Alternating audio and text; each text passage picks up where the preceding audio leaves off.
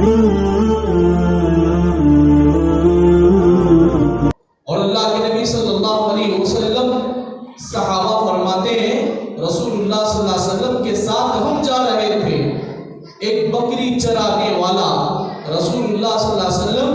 صحابہ کے ساتھ کیسے اخلاق سے پیش آتے تھے، اللہ کے نبی صلی اللہ علیہ وسلم کے ان اخلاق کو دیکھ رہا تھا۔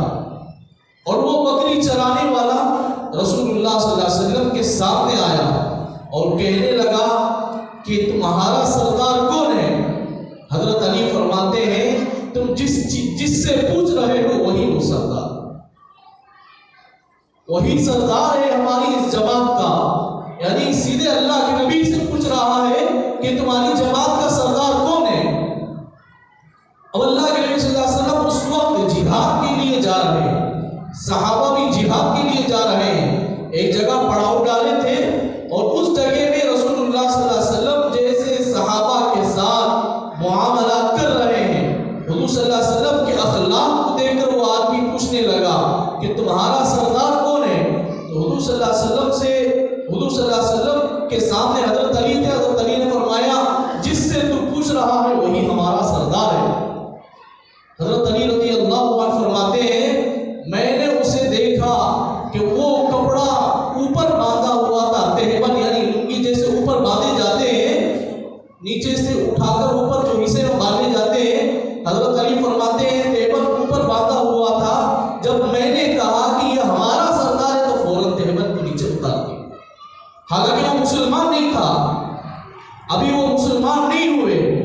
تہبند اتار دیے، لنگی برابر کر لی۔ حضرت علی فرماتے ہیں اس نے جتنی باتیں رسول اللہ صلی اللہ علیہ وسلم سے پوچھا میں نے سمجھا کہ یہ ایمان نہیں لائے گا، لیکن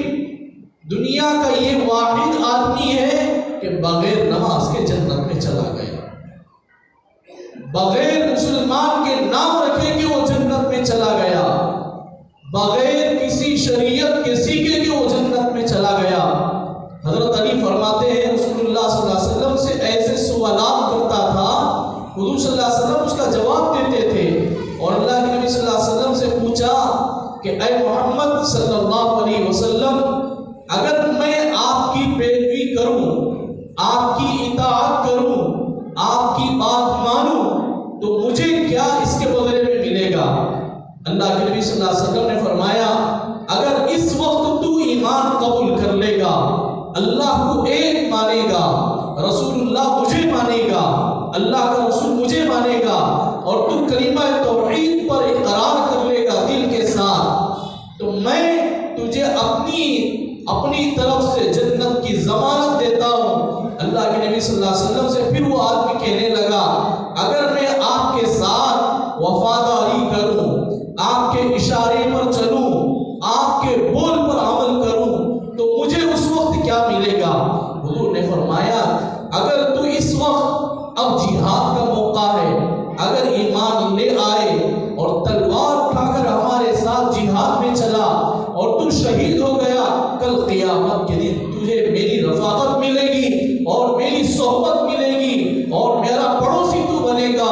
اس نے کہا کہ پہلے مجھے کلمہ پڑھا دو، وہ کلمہ پڑھ لیے اور حضور صلی اللہ علیہ وسلم کے ہاتھوں پر اپنا ہاتھ دے کر کلمہ پڑھا اور ننگی تلوار لے کر جہاد میں گئے، اتنا جہاد کیے کہ خود کو شہید ہو گئے۔ حضرت علی فرماتے ہیں یہ وہ پہلا آدمی اور آخری آدمی تھا کہ بغیر نماز کے جنت میں چلا گیا۔